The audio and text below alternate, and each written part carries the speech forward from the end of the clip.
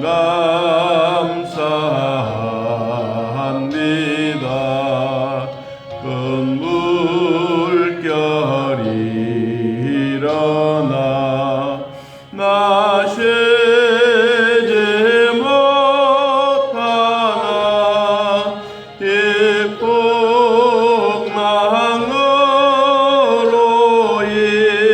인하여 더 빨리 갑니다.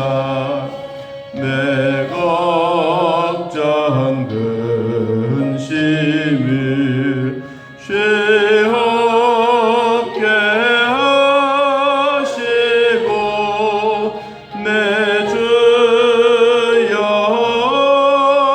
주여는 영혼을 곧 밝게 하소서. 이 세상 고락한 주 뜻을 원받고 내 몸이 의지 없을 때 큰 믿음 주소서.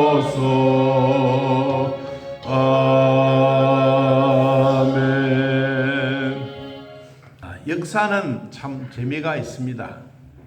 잘 살면 모두가 평화롭고 즐겁고 더 살고 싶지만 그러나 피비린 나는 전쟁은 누구라도 좋아하지 않습니다. 지금 우크라이나 이런 나라도 지금 정말 이 전쟁 위기 속에 있지만 가난한 나라, 힘이 없는 나라는 항상 강대국들에게 밥이 되고 맙니다. 이거는 역사가 그렇습니다. 그런데 아무리 강대국이라 할지라도 강대국도 멸망할 때가 있다.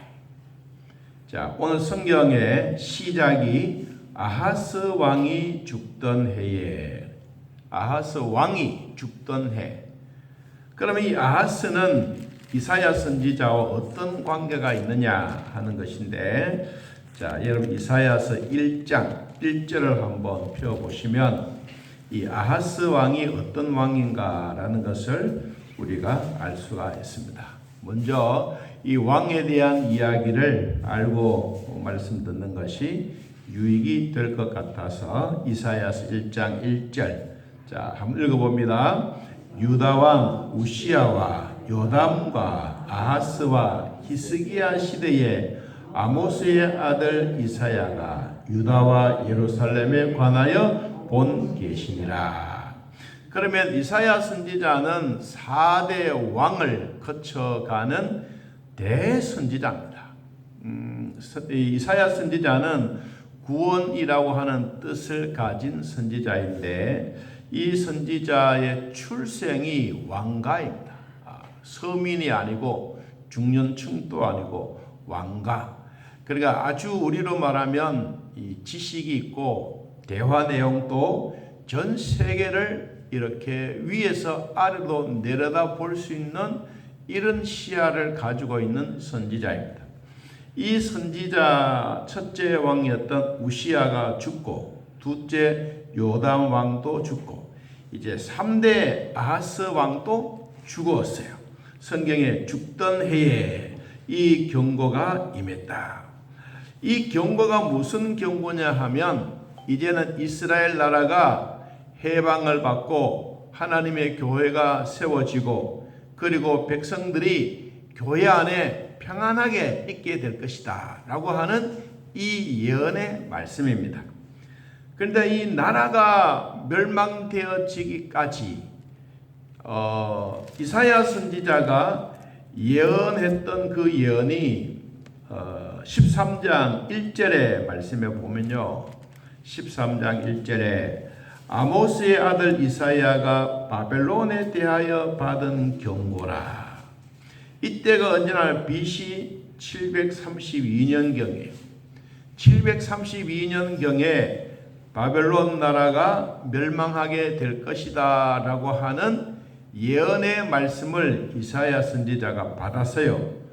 이 이사야 선지자가 이 말씀을 받고 그 세월이 얼마나 흘렀느냐 하니까 이제 아하스 왕이 죽던 해가 되니까 111년이 된 거예요. 그러니까 다시 말하면 100년의 세월 동안 이사야 선지자가 예언했던 것이 서서히 이루어져서 이제는 이 블레셋 나라가 완전히 소멸, 없어진다라고 하는 그런 내용입니다. 31절에 한번 보세요. 31절에 성문이여 슬피 울지어다, 성문이여 부를지어다, 너 바벨론이여. 그 다음 뭐라 그랬어요? 다 소멸되리로다. 나라가 없어진다. 나라가 멸망한다. 연기처럼 사라져버린다. 언제? 100년의 세월 후에. 자, 여러분 우리도 살아가면서 100년의 세월에 일어날 일을 누가 장담하겠어요? 아무도 몰라요. 지금 뭐 대통령 선거가 어떻고 그래도 또 되고 나면 또 어떤 상황이 일어날지도 아무도 몰라요. 우리의 인생은 가보지 못한 길을 모두가 그냥 뚜벅뚜벅 걸어가는 거예요. 이 바벨론이라고 하는 이 나라, 블레셋이라고 하는 이런 나라들은 대단한 나라예요. 우리나라는 지극히 작은 남과 북이 나눠져 있는 나라이지만은 이런 나라들은 곧 어디에 비교하느냐? 저 중국이나 소련이나 이런 데 비교할 만한 대단한 큰 나라예요. 이런 나라의 군대들도 뭐 100만 명 모으는 것은 일도 아니에요. 그런데 이스라엘에서는 숫자를 모으면 겨우 몇천 명을 모아가지고 전쟁하려고 하는데 그 전쟁이 되겠습니까? 게임이 안 되는 거예요. 그러니까 누가 개입하는 겁니까? 하나님이 개입하신 거예요. 여러분 아무리 군대의 숫자가 많고 무기가 뭐 어마어마한 무기가 많아도 하나님이 그 무기를 못 쓰게 만들면 고철밖에 될 수가 없어요. 이 고철을 가지고 낫을 만들거나 괭이를 만들거나 망치를 만들어서 농기구를 사용할 수도 없는 그런 고철이 되어지게 되면 결과적으로 그런 나라는 오늘 말씀처럼 소멸되어집니다. 이 바벨론 나라가 멸망을 하고 아수르에게 완전히 패해서 이 아수르는 또 누구에게 패하느냐 하니까 블레셋 나라에 패해요.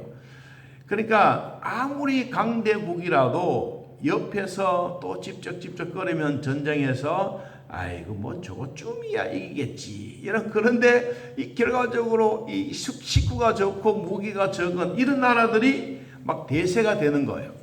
이 블레셋 나라는 우리가 이 출애굽기에 보면 이스라엘 백성들이 홍해를 건너려고 하는 그 길로 아니고 원래 저 지중해 연안을 타고 위쪽으로 쭉 올라가면 이집트에서 이스라엘 올라가면 그 길은 7일만이면 갈 수 있는 길이에요. 젖과 꿀이 흐르는 땅.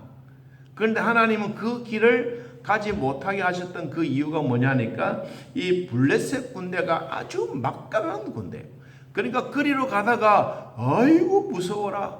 우리가 가다가는 뭐 아무것도 안 되겠다. 그러면서 돌아서서 오히려 애국으로 돌아가 버리면 이스라엘 백성들이 광야로 가지는 않고 하나님의 뭐 축복해서 해방을 받았는데 되돌아가 버리면 애국으로 되돌아가 버리면 뭐가 되겠어요? 아무것도 안 되는 거예요. 여러분 그러니까 하나님이 이 하나님의 역사를 이제 그들에게 보여주는 거예요. 서서히 내가 하나님이다. 그러면서 첫 번째 지나가는 홍해도 확 열어주고 가다가 물이 없으면 또 물도 쓴물이 단물로 되게 만들고 르비딤에 가서 막 목마르다고 말하니까 모세가 지팡이 가지고 바위를 탁 치니까 막 물이 나오고 이야 진짜 우리 하나님 신기하신 하나님이다. 이런 것을 경험하면서 가다가 보니까 세월이 몇 년이나 지나가느냐 40년이 지나간 거예요. 여러분 그러는 가운데 이스라엘 백성들 40년 동안 그렇게 허벌판 사막같이 그렇게 다녔을 때도 하나님은 배 곪지 않게 만들고 신발이 부릅뜨지 않게 만들고 옷이 헤어지지 않도록 그러다 배부르게 먹고 살았거든요. 그것을 뭘 의미해 주느냐? 하나님은 살아계신다. 하나님은 내 편이다 하는 것을 이스라엘 백성들에게 아주 확실하게 보여주는 거예요.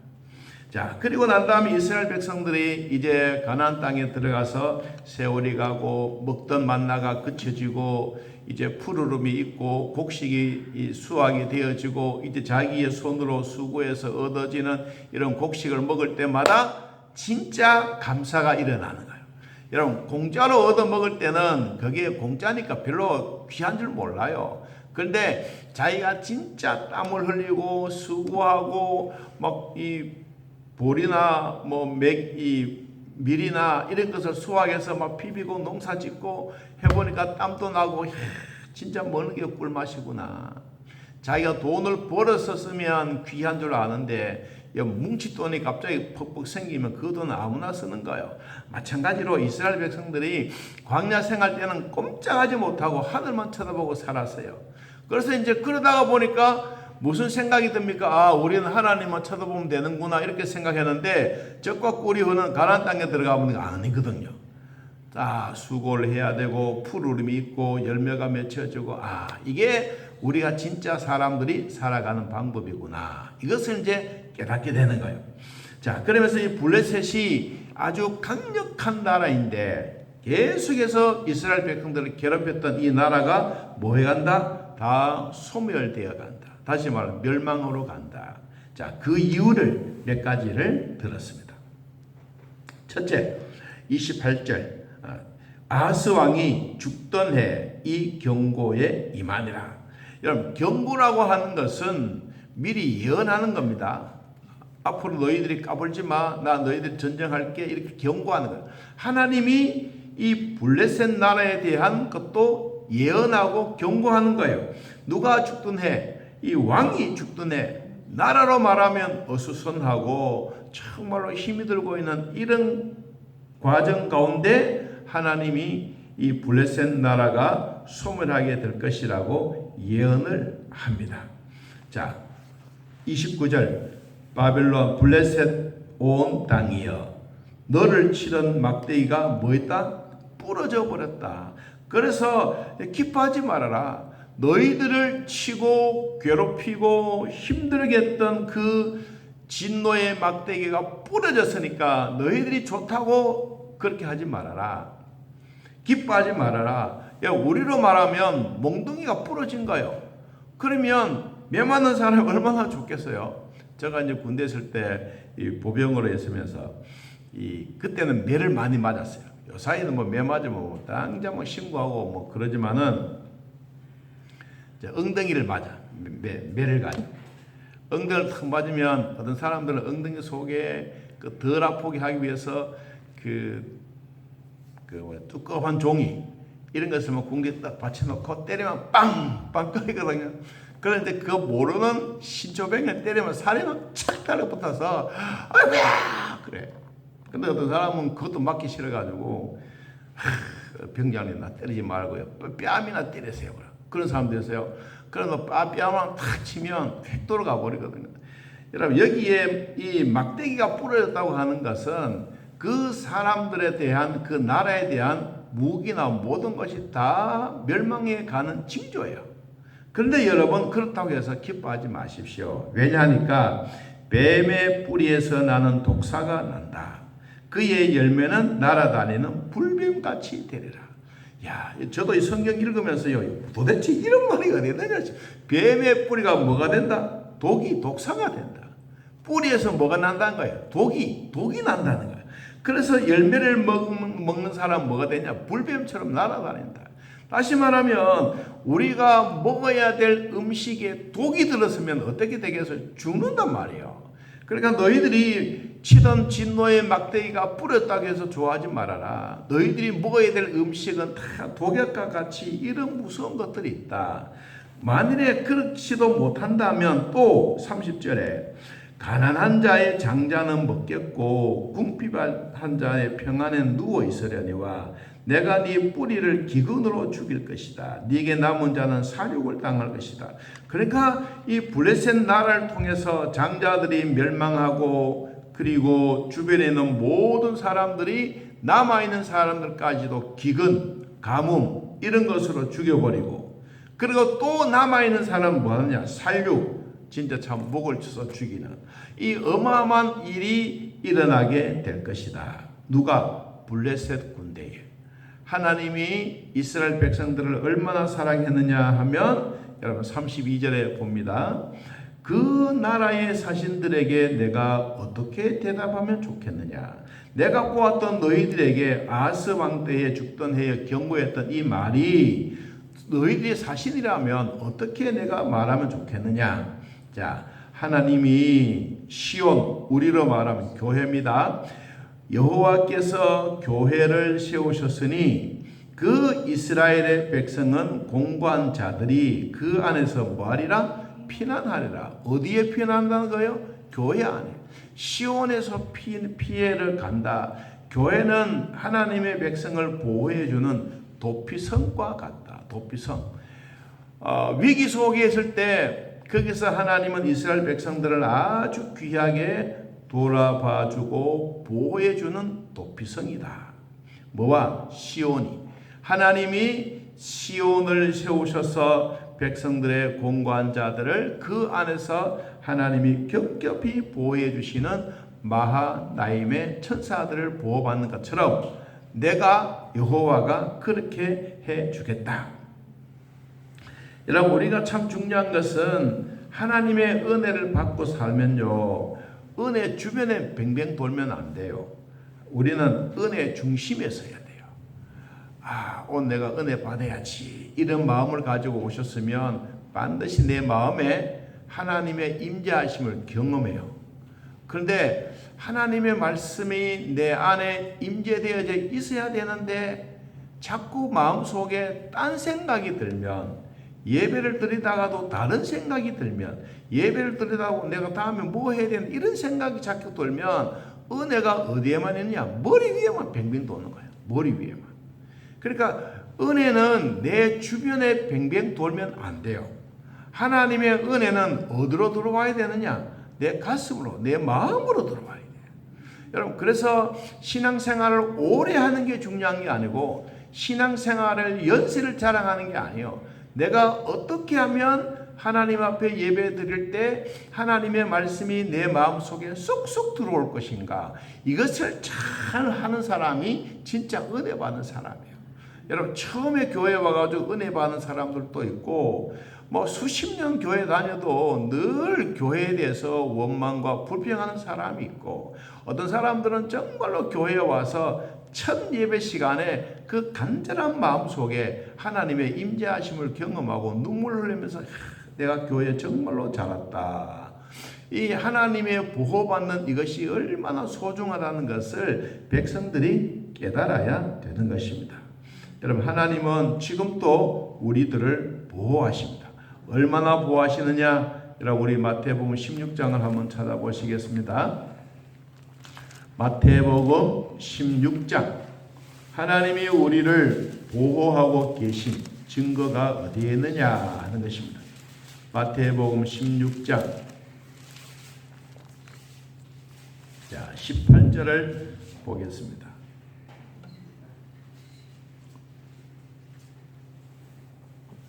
18절 읽어봅시다. 또 내가 네게 이르노니 너는 베드로라.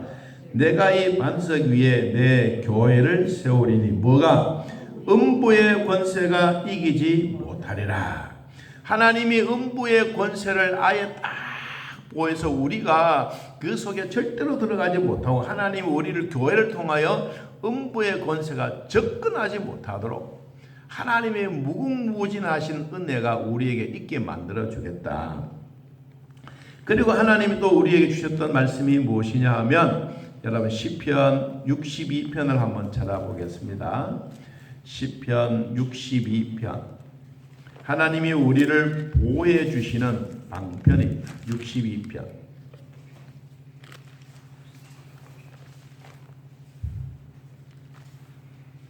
62편 8절. 시편 62편 8절. 자, 한번 읽어봅시다. 백성들아, 시시로 그를 의지하고 그의 앞에 마음을 토하라. 하나님은 우리의 뭐다? 피난처시로다. 하나님이 우리를 겹겹이 보호해 주시는 하나님의 피난처 도피성이다. 여러분, 교회는 그래서 중요하고 그래서 우리의 마음에 기쁨이 있는 것입니다. 자, 하나님의 백성들에게 있어서 하나님이 주셨던 이런 은혜 주변에 우리가 뱅글뱅글 돌지 말고 은혜 중심에 우리가 있기를 바랍니다. 그러면 오늘 주셨던 말씀이 다 이해가 되어집니다. 아무리 내 주변에 강한 자, 나를 무시한 자, 나를 비관하는 자가 있더라도 하나님의 은혜를 받으면 그 모든 사람들이 이해가 되어지고 깨달음이 되어지고 그리고 그 속에서 하나님의 진짜 사랑을 우리가 이해하게 되는 것입니다. 그러므로 우리는 하나님이 오늘 또 우리를 가장 안전하게 지켜주시는 그 하나님, 얼마나 우리를 안전하게 지켜주시느냐 하면 여러분 시편 4편에 보니까 이런 말씀이 있어요. 시편 4편 7절 8절 시편 4편 7절 8절 한번 읽어보겠습니다. 주께서 내 마음에 두신 기쁨은 그들의 곡식과 새 포도주가 풍성할 때보다 더하니이다. 내가 평안히 눕고 자기도 하리니 나를 안전히 살게 하신 이는 오직 여호와시니이다. 아멘. 여러분 이 세상에 곡식이 풍성하고 포도주가 풍성하고 우리 마음의 주변에 어떠한 환난과 기쁨과 이런 것들을 다 풍성하다 할지라도 이것보다 진짜 더 중요한 것이 뭐냐? 내 마음을 평안하게 한다. 내 마음을 평안히 하고 눕기도 하고 자는 것, 이것이 하나님이 나에게 주시는 가장 안전하게 하시는 하나님입니다. 자, 오늘 또 우리는 이 하나님을 통해서 오늘 또 평안히 눕고 주무시고 그리고 하나님이 오늘 또 안전하게 하셔서 숨쉬고 살 수 있는 이런 환경 주신 하나님께 감사하면서 오늘 하루 생활도 하나님의 은혜 속에, 하나님의 은혜는 내 주변에 머물러 있지 말고 하나님의 은혜는 내 마음속에 쏙쏙 들어올 수 있도록 내가 하나님 중심으로 사는 이런 삶이 되시기를 예수님의 이름으로 축복합니다. 하나님 아버지, 오늘 우리들을 돌봐주셔서 믿음으로 살게 하시니 고맙고 감사합니다. 여호와를 사랑하는 마음, 주님이 우리를 돌보시는 마음, 이 은혜의 기쁨을 누리는 마음 매일매일 일어나게 하시고 여호와께서 교회를 세우시고 백성들의 마음이 공고한 자들을 그 안에 피난처가 하게 하셨으니 감사합니다. 주사랑교회 사랑하는 성도들, 이런 코로나로 말미암아 확진자가 생기고 온 백성들이 두려워하고 있는 가운데도 하나님 마음을 평안하게 하시고 안전하게 지켜주셔서 아무런 어려움이 없도록 항상 불성각으로 보살펴 주시기를 원합니다. 하나님, 일평생 살아가는 우리 모두에게 하나님의 귀한 사랑은 매일매일 크고 오늘도 우리의 피난처가 되신 주님 앞에 날마다 살아가게 하시니 더욱 고맙고 감사합니다. 하나님, 우리가 하나님을 의지하고 살아갈 때마다 내 주변에 있는 환경보다 하나님 은혜 속에 풍덩풍덩 빠져 예수님의 보혈 속에 깊숙이 들어가서 날마다 우리의 죄악들을 다 씻어버리고 정결한 마음으로 정직한 영으로 하나님 앞에 나아가 하나님 만남의 축복이 매일매일 이루어지게 하옵소서. 하나님, 연약한 자들 또 있습니다. 돌봐주시고 코로나를 잘 이겨낼 수 있도록 우리 대한민국도 복을 주시고 특별히 주사랑교회 성도들을 보살펴 주사 하나님 어려움이 없도록 인도하여 주옵소서. 오늘도 우리를 보살피신 하나님 감사합니다. 예수님의 이름으로 기도하옵나이다. 아멘. 하늘에 계신 우리 아버지여, 이름이 거룩히 여김을 받으시오며 나라의 마옵시며 뜻이 안에서 이루어진 것 같이 땅에서도 이루어지이다. 오늘날 우리에게 일용할 양식을 주옵시고 우리가 우리에게 죄진 자를 사하여 준 것 같이 우리 죄를 사하여 주옵시고 우리를 시험에 들게 하지 마옵시고 다만 악에서 구하옵소서. 대개 나라와 권세와 영광의 아버지께 영원히